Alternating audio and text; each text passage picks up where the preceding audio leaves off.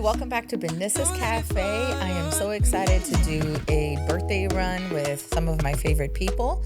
And my second interview today is with one of my close friends, Daniela. And I will allow her, give her a second to introduce herself. Thank you, Daniela, for joining me. Thank you, Benisa, for having me here.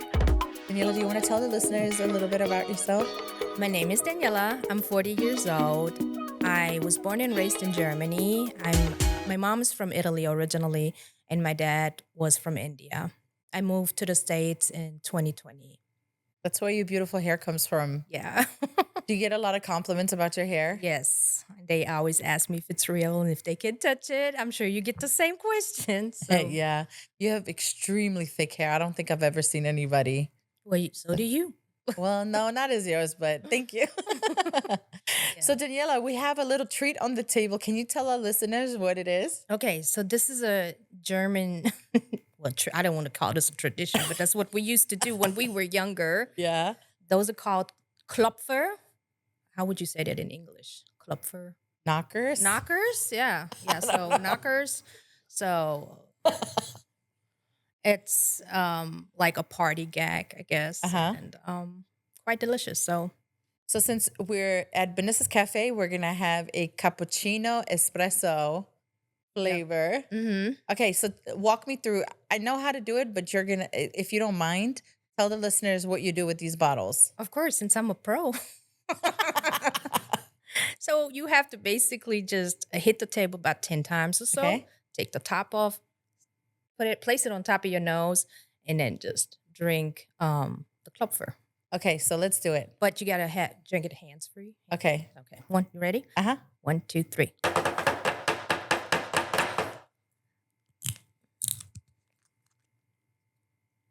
Make sure it stays on. Hold on. Oh, well.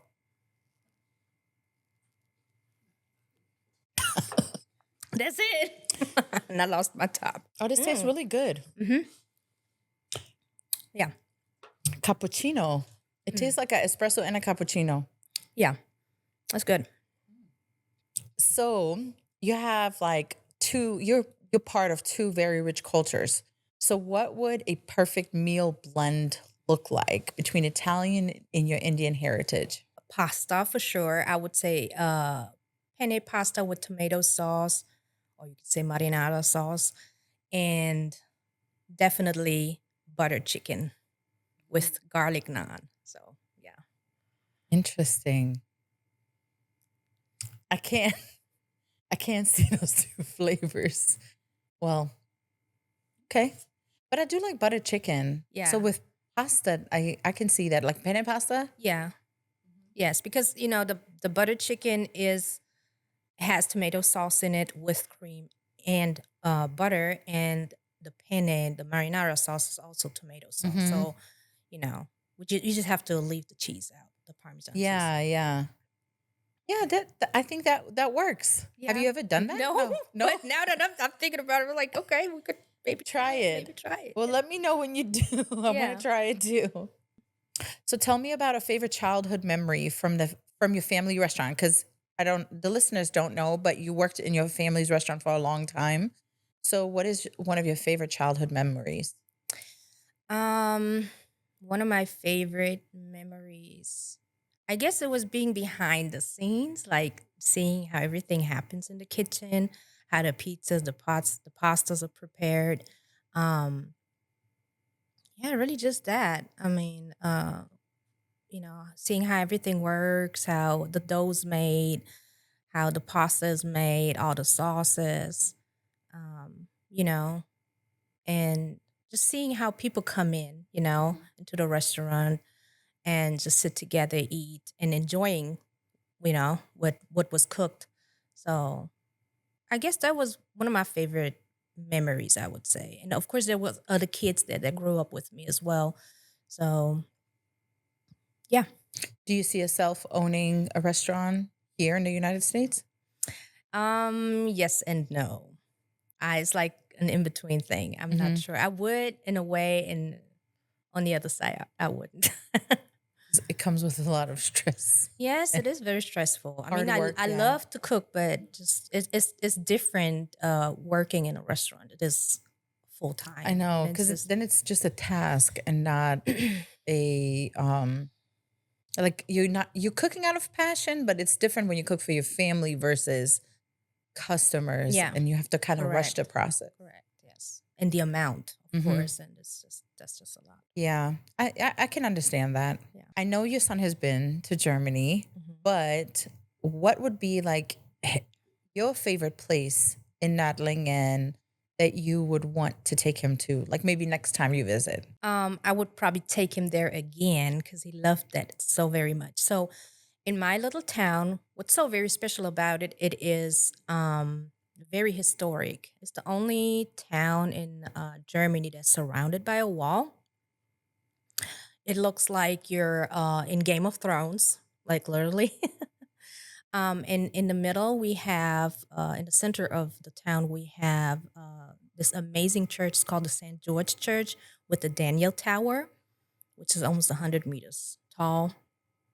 And my son, he loved going inside this church, and it was beautiful to him. So I would definitely take him back there. Nice. Hmm. Was Game of Thrones filmed there? No, it wasn't, but they could. But what they did film there, actually, and a lot of teenagers in America love this show. Is called Attack on Titans. No, it wasn't filmed on there. I'm sorry. It Hmm. was based on my town. So Mm. we have a lot of people from Japan, Asia, Korea that come visit. A lot of tourists just because of Attack on Titans. Oh wow. So anime, manga, Hmm.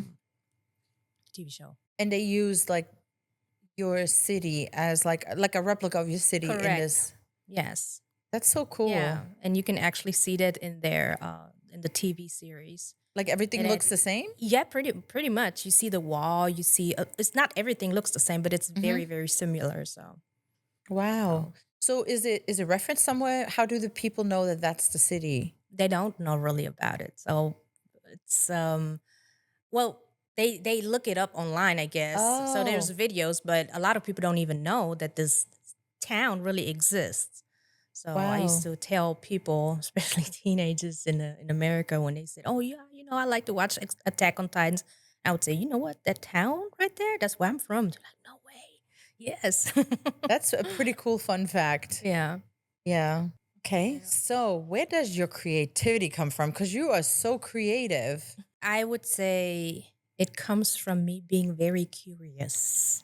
Mhm. I'm very curious and interested in a lot of things, no matter what it is. So if it's food, cooking, music, movies, anything really. So I'm very curious. If something interests me, then Mhm. I'm just all for it. And I guess that's how creation happens. Mhm. Yeah, it's true. I mean, it's true. Yeah. You've done a lot of DIY projects too. I remember when I first visited your home, you were showing me like different bookshelves and stuff that you Yeah, made yourself. That was very impressive. yeah. A few But very paintings. European too, because Yeah, it's that's what we do there. yeah. I love that. I love to Mhm. do that. Love to have stuff that's like unique. Mhm. So yeah, It's pretty cool. that's. Thank you. Okay, so I know that you're animal lovers. So if you were any animal for a day, which one would it be? And I'm sure you already know the answer since I'm a bunny mom. I would probably be a rabbit, yes, a bunny for a day because I want to see life through their eyes and how do they feel about things around Mhm. them. But I would also say a bird, you know, they just to be able to fly and see everything and just seeing from things from a different perspective. So Mhm. I know a bird. That's a yeah. good one. But for sure, rabbits. Yeah, because they're very kind, smart animals, and yeah. They're also very soft Yes, I and know. cuddly. Yes, I know. My rabbit Feline is the most softest thing on earth. Like there's nothing else to compare. Yeah. This, yes, he's like velvet. Uh-huh. Everybody says that as soon as they It's touch. almost like I remember when I touched Feline like for the first time. It almost like you like it's unusual, so Yes. unusual, Yes. but it almost seems like unreal. I don't know. Yes, it's he's very, very soft. Yeah. Hmm. All right, let's switch gears to motherhood. Was your biggest surprise about motherhood? I think it was exciting but scary at the same time, especially being a mom for the very, very first time in a different country. And I became a mom when COVID was going on, and I didn't have anybody with me, no family, no support. So that kind of threw me off a little bit.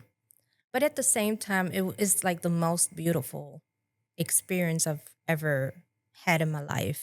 And the love a child can give you is something you cannot explain.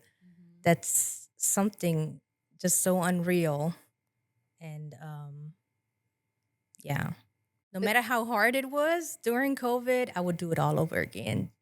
Yeah. I know it's kind of unfortunate for it to have been your first experience in a time where everybody was social distancing, people really weren't traveling, and with your family being overseas, that kind of hindered them from being there for you too. And then you're now settling into a new country without having like knowing too many people. Yeah. So I can imagine that that was, not the most favorable idea of you, kind of going Yeah. into motherhood.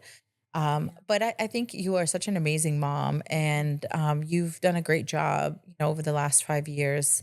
Um, and it definitely doesn't look like this is your first rodeo. Well, but thank you so very much. Hmm. Yeah. Yeah, of course.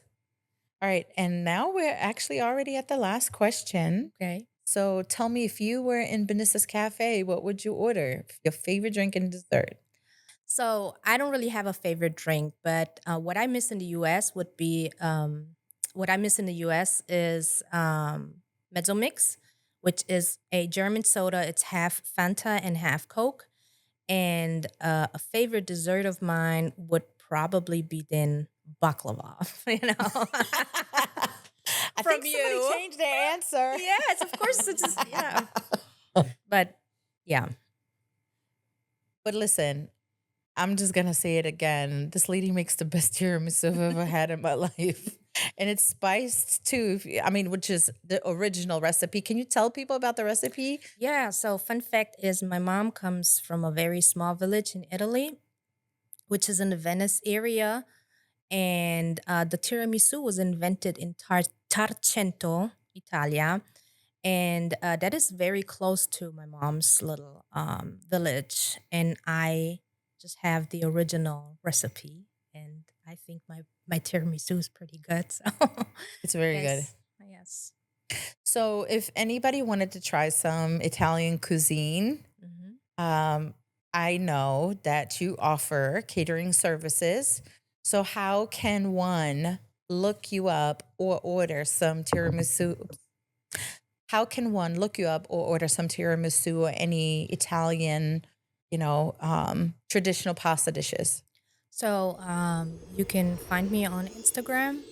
Hmm? My name is Daniela Pasta Dolci on Instagram. Okay. So what are some of the dishes that you want to highlight that you prepare or that you can cook for your Um, clients?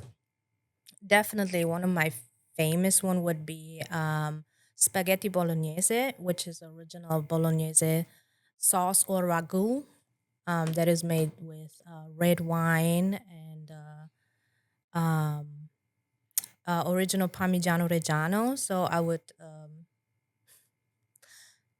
that is made with red wine and Parmigiano Reggiano.